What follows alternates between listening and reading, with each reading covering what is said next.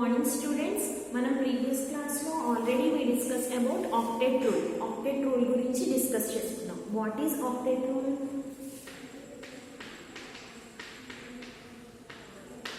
Octet rule అంటే ఏంటి?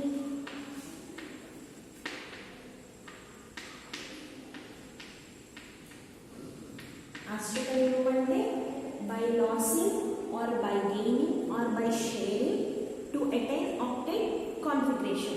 మనం ఎలక్ట్రాన్ని కోల్పోయి కానీ ఎలక్ట్రాన్ని స్వీకరించి కానీ ఎలక్ట్రాన్ని పంచుకోవడం ద్వారా కానీ మనము అష్టక విన్యాసానికి ఏ మూలకం అయితే చేరుతుందో దాన్ని మనము ఆక్టెట్ రూల్ అంటాం, అష్టక నియమము అంటాం. ఈ ఆక్టెట్ రూల్లో కూడా వి హ్యావ్ లిమిటేషన్స్. ఏమున్నాయంటే ఇందులో కూడా కొన్ని పరిమితులు ఉన్నాయి. అష్టక నియమంలో కూడా కొన్ని పరిమితులు ఉన్నాయి. ఏంటా పరిమితులు అంటే మనం ఆక్టెట్ కాన్ఫిగరేషన్లో కార్బన్ కాంపౌండ్స్ గురించి అంటే ఆర్గానిక్ కాంపౌండ్స్ గురించి కర్బన సంయోగ పదార్థాల గురించి చెప్పేటప్పుడు అలాగే కొన్ని చోట్ల మనకి ఆక్టెట్ కాన్ఫిగరేషన్ అనేది చాలా యూస్ఫుల్గా ఉంటుంది. ఆక్టెట్ కాన్ఫిగరేషన్స్ అంటే మనకి ఆర్గానిక్ కాంపౌండ్స్ గురించి చెప్పేటప్పుడు లేదు అంటే పీరియాడిక్ టేబుల్లో సెకండ్ పీరియడ్లో ఉన్న కాంపౌండ్స్ గురించి డిస్కస్ చేసేటప్పుడు రెండో ఆవర్తన పట్టికలో రెండో పీరియడ్లో ఉండే సమ్మేళనాల గురించి అవి ఏర్పరిచే సమ్మేళనాల గురించి మనం మాట్లాడుకునేటప్పుడు మనకి ఆక్టెట్ రూల్ అనేది చాలా యూస్ఫుల్గా ఉంటుంది. కానీ కొన్ని కేసెస్లో ఆక్టెట్ రూల్ మనకి అన్ని కేసెస్లో కూడా ఆక్టెట్ రూల్ ఖచ్చితం కాదు. అంటే అన్నీ కూడా ప్రతి ఒక్క ఎలిమెంట్ ప్రతి ఒక్క మూలకం కూడా అష్టక విన్యాసానికి చేరాలి అనేది రూల్ కాదు. కొన్ని కేసెస్లో మాత్రమే ఇట్స్ ఎ రూల్. కొన్ని కేసెస్లో మాత్రమే అంటే కొన్ని కండిషన్స్లో మాత్రమే అది సాధ్యమవుతుంది. అన్నిట్లోనూ సాధ్యం కాదు. వేటిలో సాధ్యమవుతుంది అంటే ఆవర్తన పట్టికలో రెండో పీరియడ్లో ఉండే మూలకాలు ఏర్పరిచే సమ్మేళనంలో మనకి పీరియాడిక్ టేబుల్లో సెకండ్ పీరియడ్లో ఉండే ఎలిమెంట్స్ ఫామ్ చేసే కాంపౌండ్స్ అలాగే కార్బన్ కాంపౌండ్ అంటే కర్బన సమ్మేళనాలు ఆర్గానిక్ కాంపౌండ్స్ ఏవైతే ఉన్నాయో వీటి గురించి మాట్లాడేటప్పుడు ఆక్టెట్ రూల్ కన్ఫామ్గా వర్కబుల్. కానీ కొన్ని కేసెస్లో వీటికి మినహాయింపు ఉంది. ఏంటి అంటే 3 cases. First one less than octet. Less than octet అంటే 8 కంటే తక్కువ ఎలక్ట్రాన్లు ఉండడం. 8 కంటే తక్కువ ఎలక్ట్రాన్ అంటే కేంద్ర మూలకం ఏదైతే కేంద్ర పరిమాణం ఏదైతే ఉందో అంటే సెంట్రల్ ఆటమ్ ఏదైతే ఉందో ఆ సెంట్రల్ ఆటమ్కి అన్ని కండిషన్స్లో 8 ఎలక్ట్రాన్స్ రావు. కొన్ని కండిషన్స్లో మాత్రమే 8 ఎలక్ట్రాన్స్ వస్తాయి. ఇప్పుడు మనకి ఆ కేంద్ర పరిమాణం అంటే సెంట్రల్ ఆటమ్లో సెంట్రల్ ఆటమ్ ఏదైతే ఉందో దాని చుట్టూ కూడా కొన్నిసార్లు 8 కంటే తక్కువ ఎలక్ట్రాన్లు ఉంటాయి. ఫర్ ఎగ్జాంపుల్గా LiCl లిథియం క్లోరైడ్ ఇందులో చూసామనుకోండి Li ఇందులో సెంట్రల్ ఆటమ్ ఏదైతే ఉందో ఎన్ని ఎలక్ట్రాన్స్ ఉన్నాయి, ఇదొక ఎలక్ట్రాన్ షేర్ చేసుకొని జస్ట్ 2 ఎలక్ట్రాన్స్ అంటే లెస్ దాన్ 8 ఎలక్ట్రాన్స్ ఉన్నట్టేనా. అంటే ఫర్ ఎగ్జాంపుల్ BeH2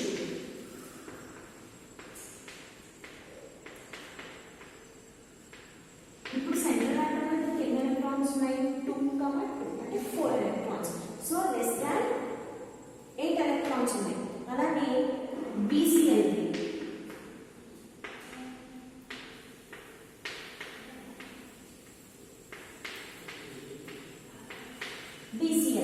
ఓకేనా. ఇక్కడ కూడా ఎన్ని ఉన్నాయి 1, 2, 3, 4, 5, 6 ఎలక్ట్రాన్స్ ఉన్నాయి. ఇక్కడ 2 ఎలక్ట్రాన్స్ ఉన్నాయి, ఇక్కడ 4 ఎలక్ట్రాన్స్ ఉన్నాయి, ఇక్కడ 6 ఎలక్ట్రాన్స్ ఉన్నాయి. అంటే కొన్ని కాంపౌండ్స్లో లెస్ దాన్ 8 ఉన్నప్పటికీ దే విల్ బి స్టేబుల్. మనకి కొన్ని మూలకాలు కేంద్ర పరిమాణం ఏదైతే ఉందో కేంద్ర పరిమాణం 8 కంటే తక్కువ ఎలక్ట్రాన్లు కలిగి ఉన్నప్పటికీ సాధారణంగా కనిపిస్తూ ఉంటాయి. మనకి కొన్ని ఎలిమెంట్స్ 8 ఎలక్ట్రాన్స్ లేనప్పటికీ కూడా మనకి అవి కనిపిస్తూ ఉంటాయి అన్నమాట. ఫర్ ఎగ్జాంపుల్గా AlCl3 BF3 ఇవన్నీ కూడా 8 ఎలక్ట్రాన్స్ ఉండవు. వీటికి సెంట్రల్ ఆటమ్ ఏకి 8 ఎలక్ట్రాన్స్ ఉండవు, అలాగే BF3కి 8 ఎలక్ట్రాన్స్ ఉండవు. బట్ ఇలాంటి కాంపౌండ్స్ కూడా మనకి కనిపిస్తూ ఉంటాయి. అలాగే second one odd number of electrons అంటే బేసి సంఖ్య గల ఎలక్ట్రాన్లు అంటే కేంద్ర పరమాణు ఏదైతే ఉందో సెంట్రల్ ఆటమ్ ఏదైతే ఉందో సెంట్రల్ ఆటమ్ చుట్టూ కూడా కొన్ని times odd number of electrons అంటే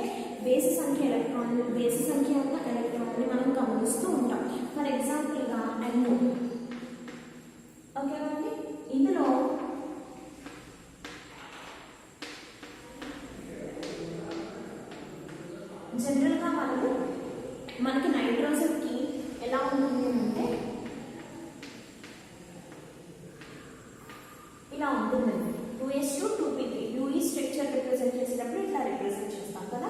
ఇందులో ఈ 2 ఎలక్ట్రాన్స్తో పక్కన ఉండే ఆక్సిజన్ ఎలా ఉంటుంది అంటే ఇట్స్ లైక్ 6 ఎలక్ట్రాన్స్ ఇలా ఉంటుంది. ఈ 2 కలిపి బాండ్ ఫామ్ చేస్తాయి. ఇప్పుడు మనం చూసామనుకోండి, ఇక్కడ ఉండే నైట్రోజన్ మీద ఎన్ని ఎలక్ట్రాన్స్ ఉన్నాయంటే 1 2 3 1 2 3 ఆడ్ నెంబర్ అయినా 3 అంటే 3 ఎలక్ట్రాన్స్ ఉన్నాయి అంటే ఆడ్ నెంబరే కదండి, అంటే బేస్ సంఖ్య కదా. ఇక్కడ నైట్రోజన్ పరమాణువు మీద 3 ఎలక్ట్రాన్లు గమనించాం. ఇక్కడ 8 ఎలక్ట్రాన్లు లేనప్పటికీ ఇలాంటి మూలకాలను కూడా చూస్తూ ఉంటాం. ఓకేనండి. అలానే NO2లో కూడా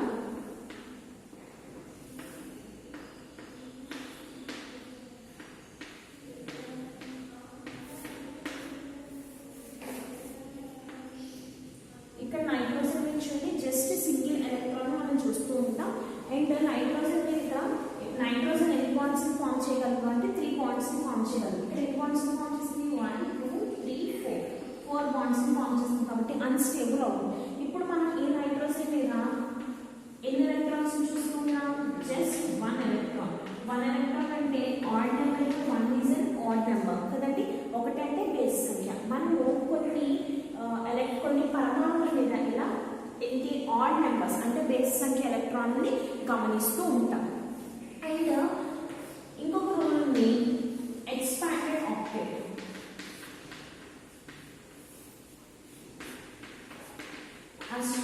ఆక్టేట్ అంటే అష్టక విస్తృతీకరణ అన్నమాట. ఓకేనండి. మనకి ఇక్కడ 8 కంటే ఎక్కువ ఎలక్ట్రాన్లు కలిగి ఉంటాయి. దాన్నే మనం ఏమంటున్నాము అని అంటే కనుక అష్టక విస్తృతి అంటాం. దాన్ని మనం ఏమంటున్నాము అష్టక విస్తృతి. 8 కంటే ఎక్కువ ఎలక్ట్రాన్స్ ఉంటాయి. ఫర్ ఎగ్జాంపుల్గా PCl5 కాంపౌండ్ని తీసుకుందాం. వేటికి ఉంటాయంటే PCl5 SF6 వీటన్నిటికీ కూడా 8 కంటే ఎలక్ట్రాన్ సెంట్రల్ ఆటమ్ అంటే ఎవరు కాబట్టి P అవుతుంది ఫాస్ఫరస్. దీనికి 8 కంటే ఎక్కువ ఎలక్ట్రాన్స్ ఉంటాయి. ఇవి ఉంటాయి 8 కంటే ఎక్కువ ఎలక్ట్రాన్స్ లైక్ 10. ఓకేనా. ఫస్ట్ మనం PCl5 స్ట్రక్చర్ చూద్దాం. ఇక్కడ మనకి ఫాస్ఫరస్ అనేది ఏంటి అంటే సెంట్రల్ ఆటమ్ కేంద్ర పరమాణువు అన్నమాట. ఇది PCl5 తీసుకోవచ్చు, లేదు అంటే PF5 కూడా తీసుకోవచ్చు. నేను ఇక్కడ PCl5 తీసుకున్నాను.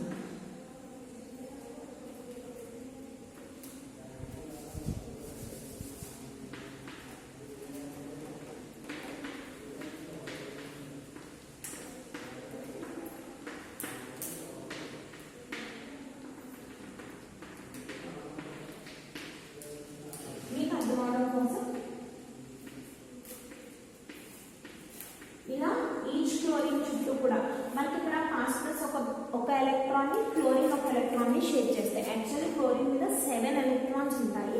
7 ఎలక్ట్రాన్స్ ఒక ఎలక్ట్రాన్ ఫాస్ఫరస్కి ఇస్తుంది. ఫాస్ఫరస్ ఒక ఎలక్ట్రాన్ని షేర్ చేసి కోవలెంట్ బాండ్ ఫామ్ చేస్తాయి.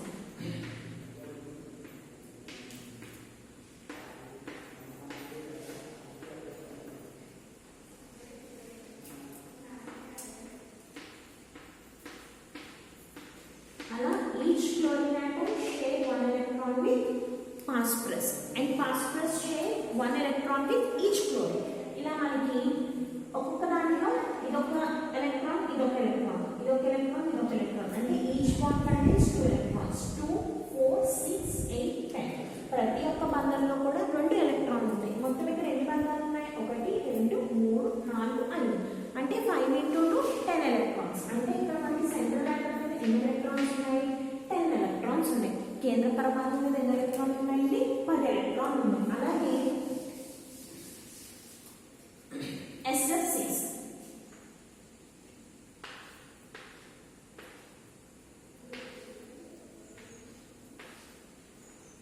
ప్రతి ఒక్క సల్ఫర్ ఒక్కొక్క ఎలక్ట్రాన్ మీకు అర్థం అవడం కోసం ఇట్లా డ్రా చేస్తున్నాను. బాండ్ ఇన్వాల్వ్ చేస్తాను. అలానే ప్రతి ఒక్క ఫ్లోరిన్ కూడా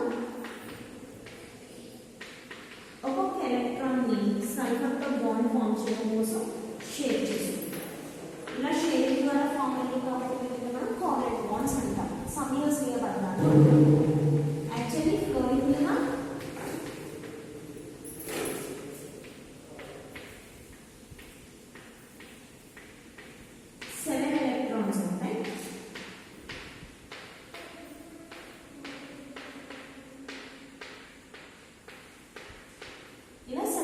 ఎలక్ట్రాన్స్ ఉంటాయి. ఇప్పుడు చూద్దాము మనకి ఇక్కడ ఎన్ని బాండ్స్ ఫామ్ అయ్యి, ఒక బాండ్ 2 ఎలక్ట్రాన్స్ ఉన్నాయి. 2 4 6 8 10 12 మొత్తం ఇక్కడ ఎన్ని బాండ్స్ ఫామ్ అయ్యి, 6 bonds. Each bond contains 2 electrons. 6 బంధాలు ఏర్పడ్డాయి. ఒక్కొక్క బంధంలో ఎన్ని ఎలక్ట్రాన్లు ఉన్నాయి, 2 ఎలక్ట్రాన్స్ ఉన్నాయి. So 6 into 2 12 electrons. మనకి ప్రతిసారి మనం ఏం చెప్తున్నామో అవి అష్టక విన్యాసానికి చేరడం కోసం మాత్రమే ఎలక్ట్రాన్ని కోల్పోతాయి, ఎలక్ట్రాన్ని గ్రహిస్తే ఎలక్ట్రాన్ని స్వీకరిస్తాయి అన్నాం కదా. అవి ఆక్టెట్ కాన్ఫిగరేషన్కి రావడం కోసమే they lose their electrons or they gain electrons or by sharing electrons అని చెప్తున్నాం. బట్ కొన్నిసార్లు లెస్ నెంబర్ ఆఫ్ ఎలక్ట్రాన్స్ ఉన్నాయి, అలాగే ఆడ్ నెంబర్ ఆఫ్ ఎలక్ట్రాన్స్ ఉన్నాయి, అట్లానే దీనికంటే ఎక్కువ కూడా ఎలక్ట్రాన్స్ ఉండడం జరిగింది. అంటే 8 కంటే ఎక్కువ కూడా ఎలక్ట్రాన్స్ ఉండడం జరిగింది. ఆక్టెట్ అనేది కేవలం కొన్ని కండిషన్స్కి మాత్రమే, ఇందాక చెప్పుకున్నట్టు ఆర్గానిక్ కాంపౌండ్స్ గురించి అలానే సెకండ్ పీరియడ్లో ఉండే ఎలిమెంట్స్ గురించి డిస్కస్ చేయడానికి మాత్రమే ఆక్టెట్ కాన్ఫిగరేషన్ అనేది యూజ్ అవుతుంది. ఓకేనా అండి. అలాగే ఇంకొక పాయింట్ కూడా మనం చెప్పుకోవచ్చు, ఆక్టెట్ కాన్ఫిగరేషన్ ఉన్న కాంపౌండ్స్ కూడా మనకి తెలుసు. ఆక్టెట్ కాన్ఫిగరేషన్ ఉన్న కాంపౌండ్స్ ఫర్ ఎగ్జాంపుల్గా మనకి H2SO4 చూసామనుకోండి.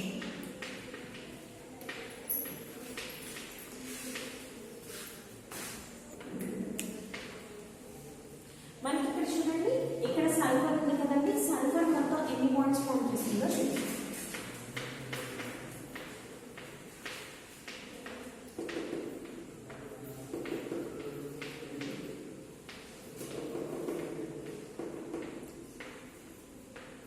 ఇలా మనకి ఇది చూసామనుకోండి, 2 4 6 8 10 12 మొత్తం ఇక్కడ 4 బాండ్స్ అంటే 8 ఎలక్ట్రాన్స్ ప్లస్ 2 అంటే ఇక్కడ ఈ సల్ఫర్ చూడండి ఎలక్ట్రాన్స్ ఉన్నాయి, 10 ఎలక్ట్రాన్స్ ఉన్నాయి. అదే ఫర్ ఎగ్జాంపుల్ గా SaCl2 చూసాం అనుకోండి.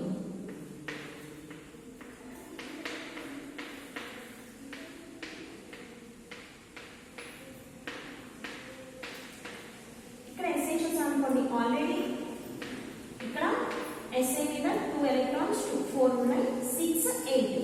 ఇక్కడ కొన్ని కాంపౌండ్స్ కి ఆక్టెట్ అనేది వర్క్ అవుతుంది. దీన్ని ఇంక్లూడింగ్ మనం ఇలా డ్రా చేసాం అనుకోండి. ఈ సిలికాన్ చుట్టూ కూడా ఈ 2 ఎలక్ట్రాన్స్ ఏమో 2 లోన్ కలిసి సిలికాన్ కి, ఈ 2 ఎలక్ట్రాన్స్ ఒక ఎలక్ట్రాన్ సిలికాన్ కి, ఒక ఎలక్ట్రాన్ క్లోరిన్.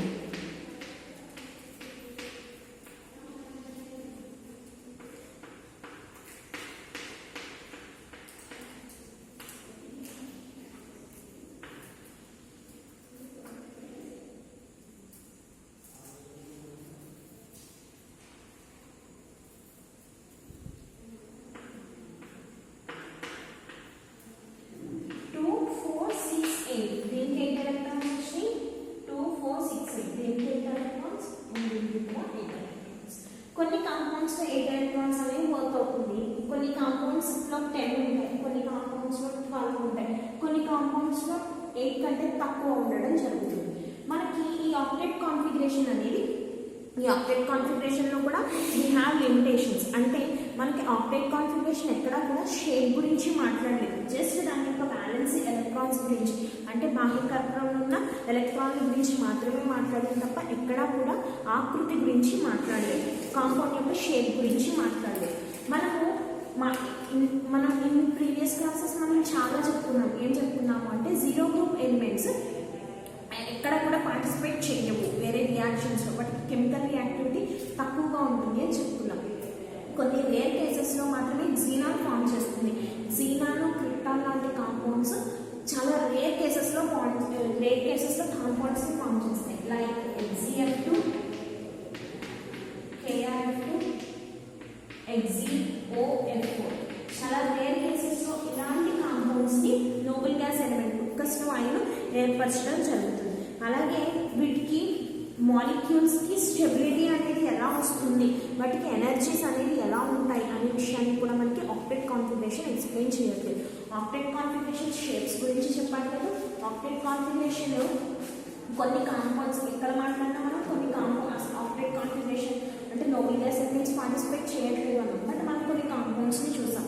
అలాగే ఆక్టెట్ కాన్ఫిగరేషన్ ఇంకా ఏం చెప్పట్లేదు అంటే ఎనర్జీ గురించి చెప్పట్లేదు, అలాగే ఆక్టెట్ కాన్ఫిగరేషన్ అంటే సెట్ గురించి చెప్పట్లేదు, దాని యొక్క స్టెబిలిటీ కాంపౌండ్ యొక్క స్టెబిలిటీస్ గురించి కూడా మనకి ఆక్టెట్ కాన్ఫిగరేషన్ మాట్లాడలేదు. ఓకే, ఇది ఆక్టెట్ కాన్ఫిగరేషన్, దాంట్లో ఉండే లిమిటేషన్ అండ్ దాంట్లో ఉండే మెయిన్ 3 ఎజంప్షన్స్. అంటే ఇంకా చెప్పాలి అంటే ఇంకా అందులో 3 దశలుగా మనకి పరిమితులు ఉండడం జరిగింది, అంటే ప్రిడామినేషన్స్ ఉండడం జరిగింది. వాటి గురించి కూడా మనం డిస్కస్ చేసుకుందాం. నెక్స్ట్ క్లాస్లో మనం అయానిక్ కాంపౌండ్ అంటే ఏంటో డిస్కస్ చేసుకుందాం.